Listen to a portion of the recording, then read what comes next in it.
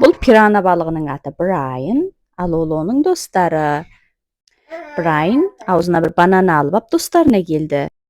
Сәлем достар, банана жегілерің келе ма дейді. Ал достар болса, Брайан, сен қуасың ба? Біз пиранамыз ғой. Олай болса, қызылшаға қалай қарайсыңдар деп, достарына қызылша алып келді.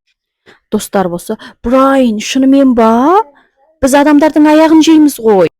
Ал Брайан тағы да қоймай, жасыл бұршаққа қалай қарайсыңдар достар дейді. Ал ашуланған достар болса, доғар енді Брайан, біз адамдардың тізесін жейміз дейді. Бұл өте дәмді өрік, мүмкін осын жақсы көретін шығарсыңдар деп, Брайан тағы да достарына өрік алып келді. Ал әбден ашуланған достары, Брайан, жетер енді, біз құйрық жейміз деп айқайлады.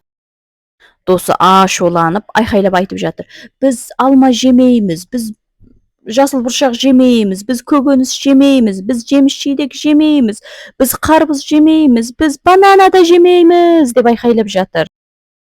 Брайан болса тағы да қоймай, достар, олай дұрыс емес қой, жеміс жидек деген ең керемет, ең дәмді дейді. Достар ашуланып, Брайан, жетер енді, әбден бізді шаршаттың дейді. Жарайды, ондай болса мен сендерге қайтып жеміс же деп айтпаймын, бірақ менің мына жемісімнен дәм татып көріңдерші дейді. Достар болса, жарайды, ал әкелші дейді. Сөйтіп достары Брайанның әкелген жемісін ештеңесін қалдырмай барлығын жеп алады. Брайан сосын кейін достарына қарап қуанып тұр. Қалай, жақсы ма екен, дәмді ме екен дейді. Күшті ма, әлде дәмсіз ба дейді.